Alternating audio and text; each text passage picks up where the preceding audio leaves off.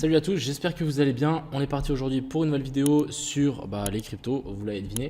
On va parler des ETF parce qu'ils ont été acceptés, donc tous les ETF Bitcoin, c'est plutôt pas mal. Je pense qu'il va se passer beaucoup de choses à 15h30 et du coup on va essayer de voir un petit peu tout ce qui peut se passer parce qu'en fait à 15h30 il y aura la bourse qui va ouvrir aux États-Unis et ça risque de bouger beaucoup étant donné que les ETF sont acceptés. Donc ça va être un gros point. On va aussi parler pas mal d'alt. Donc hier je vous ai fait une petite position sur le SEI qui est très bien passée. J'ai toujours la position sur le OU et il y a beaucoup de gens qui m'ont dit de checker le BLUR simplement parce qu'il avait aussi explosé. Donc on va checker ça ensemble. J'espère bien évidemment que cette vidéo vous plaira. N'hésitez pas à mettre un petit commentaire pour me dire ce que vous voulez voir comme crypto et si je peux améliorer certaines choses. Et puis voilà, on est parti. Crypto, millions. Crypto, millions.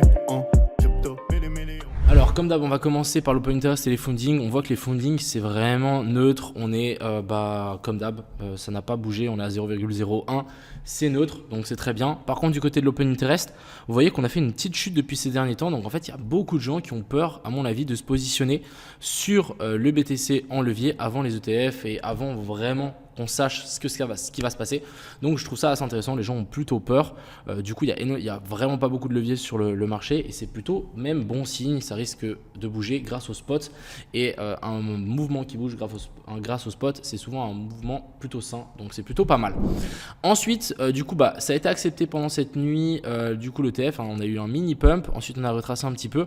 Et maintenant on est en train de latéraliser. On est venu quand même récupérer une petite zone de fair value gap en H5 qui était plutôt assez intéressante juste ici. Du coup en fait on est venu faire un nouveau plus haut, on corrige, on vient chercher la zone de fair value gap et ensuite on repart. C'est super propre. Maintenant, on peut toujours redescendre un petit peu plus bas vers la zone des 43 000, mais moi ce que je pense c'est qu'on va directement monter un petit peu plus haut. Je pense qu'il y a beaucoup de gens qui vont commencer à FOMO et qui vont continuer à acheter du BTC et si on a BlackRock qui achète pour leurs clients, je vous dis pas jusqu'où on peut monter. Donc maintenant il y a plus ou moins deux options. Il y a soit ils décident de faire dump le cours, on a eu la news et du coup sell la news, donc on dump et pourquoi pas venir récupérer jusqu'à vers la zone des 33 000. C'est quelque chose de complètement faisable. Ou la deuxième chose, on a des gens qui veulent acheter à travers donc, les ETF et ils vont pousser le cours bien plus haut et ça fera aussi une excellente image pour les cryptos. Je pense que les gens ils sont assez intelligents et ça pourrait être très intéressant qu'ils fassent en fait pumper ce Bitcoin pour que tous les nouveaux clients et toutes les nouvelles personnes qui rentrent dans le Bitcoin ils disent c'est génial, vas-y on rajoute encore plus d'argent, etc. et qu'on fasse dump peut-être plus tard. Il faut aussi pas oublier qu'on a le halving dans 3-4 mois, donc franchement il peut se passer beaucoup de choses. Après il est vrai que pendant les dernières hausses, on a eu quand même une petite baisse après la première hausse. Donc là, on a vraiment le bear market de 2018. Ensuite, ici, le premier pump de 2019. Et ensuite, on a corrigé. Je ne vais pas prendre le dump du Covid parce que voilà, c'était exceptionnel. Mais en gros, ici, on est quand même descendu de 52% après qu'on est venu chercher la zone des 0,108. Donc, si on fait la même chose maintenant, on peut quand même s'attendre à une belle correction. Si on vient chercher la zone des 0,108 et on descend de 50%, on vient chercher la zone des 23 000. Et c'est quelque chose qu'on a déjà fait dans le passé. Donc, c'est quelque chose qui est aussi faisable et ça nous permettrait de revenir chercher la zone d'illusion qu'on a laissée juste ici en dessous. On a clairement une poche de liquidité, une assez grosse d'ailleurs, qui ont été laissées sous ces equal lows. Donc, ça peut être une option, ça fera un bon sell the news, je pense que ça pourrait faire peur à beaucoup de gens, mais est-ce que ça vaut la peine de faire peur aux gens alors qu'on vient d'avoir une grosse news qui sort ? Je ne sais pas si c'est vraiment une bonne pub pour le BTC. Donc voilà un petit peu les options pour le BTC. J'ai pas voulu trop trader le Bitcoin parce qu'on est un petit peu au milieu de nulle part. On a une zone d'équal low ici en dessous, une zone d'équal high ici, une zone d'équal low juste en dessous. On a une zone d'OTE. Donc on peut redescendre jusqu'ici comme on peut monter directement plus haut. Donc franchement, moi je suis pas... Je pense que c'est du casino d'ouvrir une position maintenant sur le BTC. Donc je préfère patienter et plutôt acheter des alts parce que vu qu'on a une news qui est sortie, forcément maintenant on risque d'avoir un petit peu plus d'options sur les alts. Donc déjà l'Ethereum est vraiment ultra clean. Hier on était venu donc faire la petite recherche de liquidité ici en dessous. On a eu même un premier rebond après qu'on est venu faire ce nouveau plus haut. Regardez-moi ça, on est vraiment plutôt propre. Donc nouveau plus haut ici, on vient chercher droit derrière la zone de fair value gap qu'on avait laissée là. On repart. On vient rechercher la zone de fair value gap que j'avais indiquée hier ici en 4 heures. On est reparti. Et non, c'était celle-ci. Et du coup, on avait indiqué cette zone de fair value gap hier en 4 heures. Vous voyez ce qu'on est venu faire ? On est juste venu taper dedans. Et ensuite, ici, on a explosé droit derrière. Donc, encore une fois, super clean l'Ethereum. Maintenant, ce qu'on a envie de voir, en tout cas, moi, j'ai envie de voir ça. Si je veux rentrer sur l'Ethereum, c'est une correction. J'achèterai pas de l'Ethereum ici. Je peux peut-être me tromper. On peut peut-être monter directement à 3700, ça me choquerait pas du tout. Mais voilà, si je veux rentrer, pourquoi pas attendre un peu une correction ici vers la zone des 2300. Ça me semblerait plutôt pas mal. Du côté dans Daily, on n'a pas de zone de fair value gap, on n'a rien. Donc voilà, on peut très bien monter comme ça, peut-être à l'infini. Donc à voir. On peut largement péter tout vers le haut directement. Du côté ici de l'Ethereum contre le BTC, vous voyez qu'on a eu une super réaction. On est déjà en train de titiller la ligne que j'avais notée hier. On veut une clôture au-dessus de ça, et une fois qu'on aura une clôture de ça, on veut pourquoi pas avoir une correction pour venir en fait se rappuyer sur toute cette zone de support, et ensuite on pourra vraiment repartir à mon avis. Donc si on a ça, et si on est là, je pense que ça peut être une excellente solution d'acheter de l'Ethereum. Donc ça, clairement à surveiller. Ensuite, on va parler de toutes nos ALT, donc on va commencer par le AAV qui est venu faire et qui est venu récupérer donc toutes les liquidités qu'on avait laissées ici en dessous. On est venu taper dans la zone d'order block qu'on avait laissé juste ici, et là on a fait une super réaction. Donc est-ce qu'on serait à la fin de cette accumulation verticale? C'est possible. Vous voyez, on accumule tranquillement comme ça, et à un moment ou d'un autre, on risque de juste s'envoler vers le haut. Donc franchement, si vous avez hold le AAV depuis le temps que j'en parle, gardez-le parce que ça peut être violent. On a le Solana aussi qui a repris un petit peu du poil de la bête, donc plutôt pas mal. On a eu aussi une très jolie inversion structure. Alors je vais vous montrer en 4 heures. C'est ce que j'avais noté hier. Donc là, tac, tac, et on est venu chercher la petite zone de fair value gap qu'il y avait juste ici en dessous. Donc franchement, très très clean. Le bémol, c'est qu'on a laissé de nouveau un equalo qu'on a là cela. Je trouve que Solana adore laisser des equalos. C'est un peu dommage, mais bon, on en avait un autre ici. Bon, là on est potentiellement en train de repartir, et clairement ça peut être un super bottom. Je pense qu'on aurait pu corriger un poil plus bas, mais bon, le marché est déjà en train de reprendre des couleurs, donc ça ne m'étonnerait pas qu'on s'envole directement vers le haut. Ensuite on a le SEI, donc c'est la position que je vous ai partagée hier sur le copy trading, qui s'est plutôt très très bien déroulé. On a eu du coup le scénario triple tap, donc premier tap, déviation, deuxième tap, avec donc une touchette de toute cette zone là. Et ensuite ici on a eu directement target le plus haut, et on a eu un super trade de 3R. Donc franchement ça a été pris sur le copy trading. Je voulais même partager sur Twitter pour les gens qui ne suivent pas le copy trading. Je me suis dit allez vas-y, celui-là je le partage. Je vais pas tous les partager dans le futur, mais quand même je me suis dit bon, il était plutôt clean, pourquoi pas le partager. Voilà, on était là, je vous ai partagé ça, et ce matin on a eu un super réveil avec le TP, donc ça plutôt pas mal aussi. Ensuite ici on a le DYDX qui nous a fait une super correction. Je vous avais dit qu'on était revenu chercher parfaitement la zone des 705, donc des fois ça vaut vraiment la peine de placer un ou deux ordres pile poil sur ces zones là. La zone OTE qui a été très bien respectée, et là on est en train de repartir. Je pense que ça sera peut-être le moment pour DYDX. On a fait un nouveau plus haut, correction ici en A, B puis C, et je pense vraiment que ça peut partir très fort. Donc là l'objectif c'est, moi je suis plus dans le DYDX, mais ça serait d'essayer de trouver une entrée. J'ai vu qu'on avait laissé pas mal de zones de fair value gap juste ici en dessous, on en a en 4 heures et en 1 heure.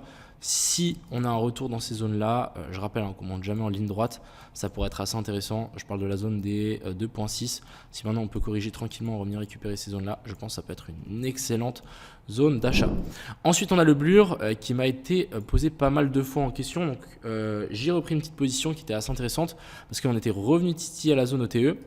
On avait une zone de support qu'on a retraversée, on est repassé dedans, et en fait ici, on a eu donc déviation en dessous, prise de liquidité, et on est venu récupérer la zone de fair value gap qu'on avait laissée là en 1 heure, donc en 4 heures, excusez-moi. Donc bim, et ensuite après une fois qu'on a fait ça, on est directement parti vers le haut, et je pense que ça peut être le moment du Blur pour juste décoller et s'envoler. On voit bien, la charte est vraiment juste magnifique là. On est vraiment en train de retester le sommet dans la zone OTE, et là je pense vraiment qu'on va pour casser cette trendline. Et pour les gens qui checkent un petit peu plus, regardez-moi l'épaule tête-épaule inversée qu'on est en train de faire, elle est juste gigantesque. Donc là, franchement, si vous avez du Blur, même si vous n'en avez pas, je pense que ça vaut la peine, même s'il a déjà un petit peu pumpé, pour au moins, pourquoi pas récupérer ça, voire même chercher un ETH. C'est pas du tout choquant. Ensuite, on a le OU. Le OU, hier, je vous ai dit qu'il fallait en acheter, en tout cas sur mon contenu court terme, parce qu'on était quand même sur une super zone. Prise de liquidité, ici, on a fait notre boss. Et hier, on était dans la zone de fair value gap, ici, plus la zone OTE. Moi, j'ai pris une position, du coup, hier. Et du coup, on a fait une petite correction aujourd'hui, un petit bull flag. Et là, on est vraiment en train de repartir très, très fort. Donc, moi, je rappelle, le OU target, c'est en tout cas un nouvel ATH ici. Alors, je ne sais pas si c'est l'ATH all time. Non, c'est pas l'ATH all time, mais en tout cas, c'est l'ATH récent. Je pense minimum là au-dessus. Et pourquoi pas venir récupérer un petit peu plus haut. Je vais voir si on peut, jusqu'où on peut chercher. Pourquoi pas même target jusque là, parce que pour moi, la charte est vraiment incroyable. Énorme W ici long terme. Pullback. Et là, on peut, je pense, à mon avis, vraiment s'envoler. Donc, holder une partie du OU. Si vous closez votre position, essayez de garder quand même une petite position en cours, ça peut vraiment être intéressant. Il y a le LTC aussi dans lequel j'ai encore une position. On a laissé des lots là qu'on est venu récupérer avec la mèche. Et là, on est simplement en train de repartir. Donc franchement, pour moi, le LTC, on est sur une pattern où on a laissé des lots qui étaient là, on est venu les reprendre. On a relaissé des lots, on est venu les reprendre.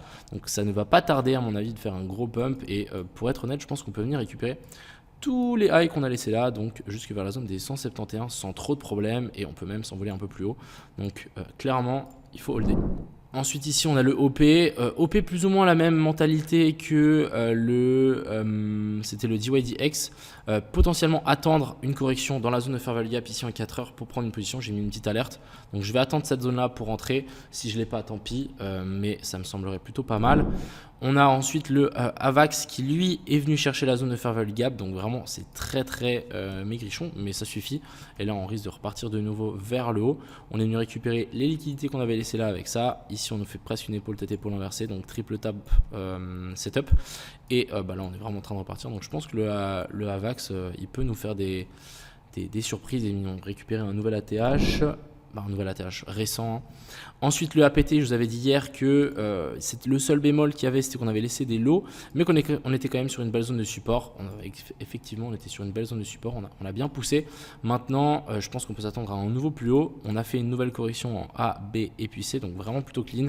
Donc là on veut un nouveau plus haut par rapport à ça, et je pense vraiment qu'il a de la marge. Vous voyez qu'on est vraiment en train de repartir tranquillement mais sûrement, et à un moment quand on va péter l'ATH, ça peut aller très vite vers le haut. Donc encore une fois, une position à hold. Et on va finir par le inspect qui, hier, je vous ai partagé une analyse comme quoi on était en train de faire un joli petit pullback. Vous voyez qu'il a été très bien racheté. Donc ça, c'est plutôt clean. Maintenant, on veut absolument un nouveau plus haut. Et bien évidemment, un pump jusqu'aux ATH ici. Et si on arrive à péter l'ATH, ça peut aller très loin. On est vraiment en train de faire un super bottom en arrondi. J'appelle ça vraiment comme un tonneau. Si vraiment on arrive à péter le high là-haut, ça peut aller très fort. Après, on n'est pas à l'abri de nous refaire un truc comme ça, donc on n'est pas à l'abri de remonter jusqu'ici en haut, nous faire rejeter, redescendre, retester de nouveau cette zone de support et ensuite vouloir péter vers le haut, donc faire une énorme tête-épaule inversée avec une tête un petit peu difforme, mais ça marche plutôt pas mal. Donc voilà, ça peut être très intéressant. Donc si on a un retour sur cette zone là, c'est un achat. Si on break là-haut, ça peut être aussi un super achat. Donc pour moi, je vais vraiment hold ma position. J'ai quand même une belle position. J'aurais bien qu'on vienne chercher les 1$, ça serait vraiment propre. Et puis voilà, j'espère que cette vidéo vous a plu. Encore une fois, je vais essayer de trouver des autres petits setups assez intéressants comme j'ai pris ici sur le SEI hier. On va y aller petit à petit, mais je pense qu'on va bien reprendre le copy trading correctement. Donc si jamais il y a des gens qui veulent rejoindre ce copy trading, il y a une vidéo qui explique tout comment faire. Donc vous tapez défi 1000 à 100 000 crypto millions sur YouTube, vous allez directement la trouver. Et puis voilà, j'espère que cette vidéo vous a plu. Je vous souhaite à tous une agréable soirée et c'était Crypto Millions. Ciao.